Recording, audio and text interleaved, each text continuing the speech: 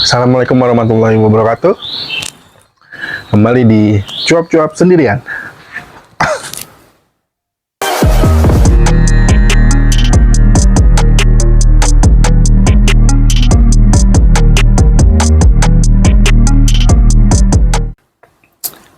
Ya, gue pengen mengapresiasi kemenangan timnas kita, timnas Garuda, timnas Indonesia yang berhasil mengalahkan tim Arab Saudi kemarin dengan skor 2-0. Itu membuka asa peluang timnas kita untuk maju ke fase berikutnya untuk bisa berlaga di Piala Dunia.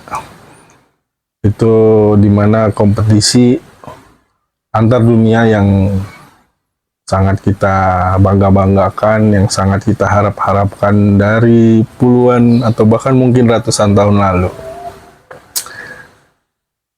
Gue jujur yakin sekitar 70-80% lah Indonesia bisa. Kenapa? Gue melihat dari segi induk organisasi sepak bola kita sudah mulai berbenah, yang dipimpin oleh Pak Erick Thohir.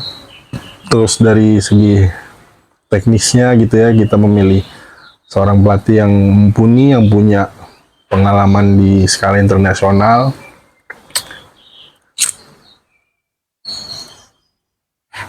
Terus dengan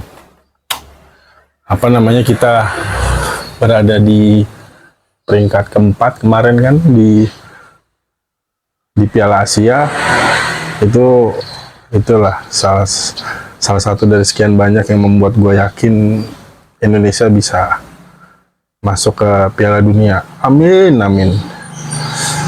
Di samping itu juga yang membuat gue yakin omongan dari almarhum presiden kita yang pernah berucap bahwa Indonesia bakal masuk ke Piala Dunia 20 tahun kemudian, yaitu almarhum Gus Dur. Yang menurut gue itu salah satu yang membuat gue yakin juga sih, walaupun mungkin dari sisi non teknis ya, karena banyak juga kan omongan-omongan dari almarhum Gus Dur tuh yang kejadian gitu. Terakhir kan Pak Prabowo menjadi presiden di usia tuanya gitu, di usia senjanya gitu kan, kejadian. Dan ya semoga omongan Gus Dur yang Indonesia bisa masuk ke Piala Dunia 20 tahun kemudian dari beliau ngomong terkabul lah ya. Karena ya gue pribadi sangat berharap Indonesia bisa masuk ke Piala Dunia lah ya. Karena itu pasti suatu kebanggaan, sama kita bisa menunjukkan ke mata dunia bahwa Indonesia bisa bersaing gitu. Walaupun banyak nada minor gitu ya, nada minor yang beranggapan bahwa Indonesia bisa mencapai di titik ini karena naturalisasi lah, karena cara instan. Ya kalau gue pribadi sih don't care ya.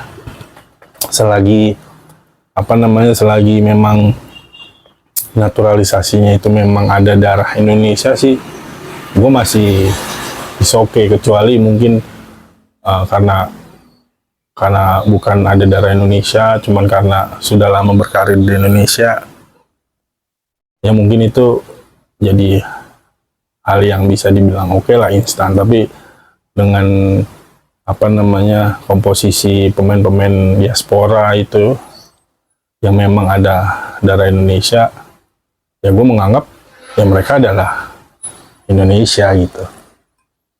Ya kan banyak juga pasti kan dari kalangan selain atlet kan yang memang punya darah campuran kan. Cuman mungkin bedanya dia tidak berkarir atau tidak terkenal di sini, tidak banyak yang mengenal gitu kan. Jadi terkesan kayak ngambil jalur instan lah. Tapi menurut gua oke aja. Itu mungkin bisa jadi cambuk lah ya, jadi cambuk bahwa untuk pemain-pemain ya yang asli memang Indonesia tidak ada darah campuran, untuk lebih termotivasi lagi untuk bisa meningkatkan skill mereka gitu, baik skill yang teknis atau non teknis gitu ya, dari segi mental. Karena gue pernah membaca artikel dari seorang ya pejabat lah ya, yang mengatakan bahwa ya kalau semuanya pemain Indonesia itu diambil dari diaspora atau naturalisasi, gimana nasib yang beneran darah Indonesia? Ya menurut gua banyak juga kan yang mengisi skema di timnas yang memang bener-bener asli Indonesia gitu. Dan kita bisa ngambil contoh yang memang dari segi line up yang starting 11-nya kayak Rizky Ridho itu kan yang bisa dibilang sering diturunin lah ya. Itu khususnya Rizky Ridho lah ya, yang memang sering diturunin tuh. Gue melihat memang ya sebenarnya pemain Indonesia bisa bersaing gitu ya, asal bisa mencontoh kayak Rizky Ridho lah, dari segi teknis permainan dia memang hebat gitu ya, jago. Gue bukan berarti bilang yang lain nggak hebat gitu ya atau nggak jago, tapi itu kan bisa diasah. Terus dari segi non teknisnya kayak segi mental, mungkin kedisiplinan, itu kan harusnya bisa jadi role model ya, role model bagi para pemain-pemain muda, bibit-bibit nih yang memang tidak ada darah naturalisasi, tidak ada darah diaspora, untuk bisa ternyata gitu. Atau juga kalau kita flashback ke zaman 80-90-an, ada juga kan yang bisa menjadi pemain hebat gitu, kayak Aji Santoso, Kurniawan, Widodo Ceputro, Kurnia Sandi, yang bisa bersaing di domestik atau bahkan di luar negeri. Itu kan bisa dijadikan contoh ya.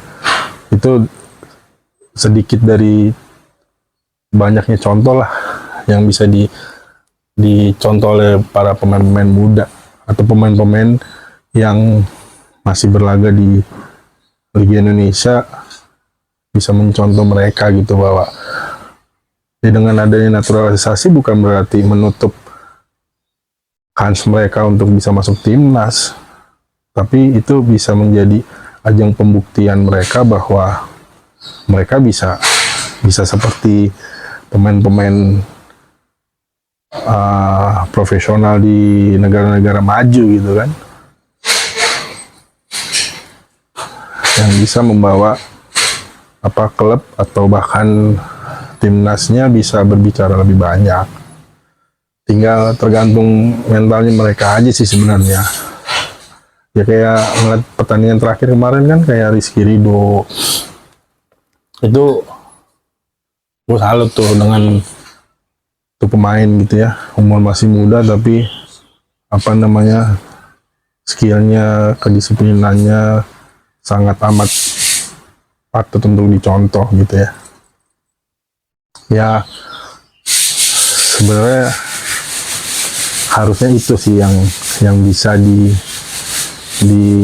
notice para pemain-pemain asli Indonesia, bibit-bibit muda nih yang ingin berkancah di internasional atau bisa membawa timnas kita nih, timnas Garuda, untuk bisa berbicara lebih banyak. Ya sekian dulu episode cuap-cuap sendirian gua kali ini. Ditunggu episode cuap-cuap sendirian gua berikutnya. Assalamualaikum warahmatullahi wabarakatuh.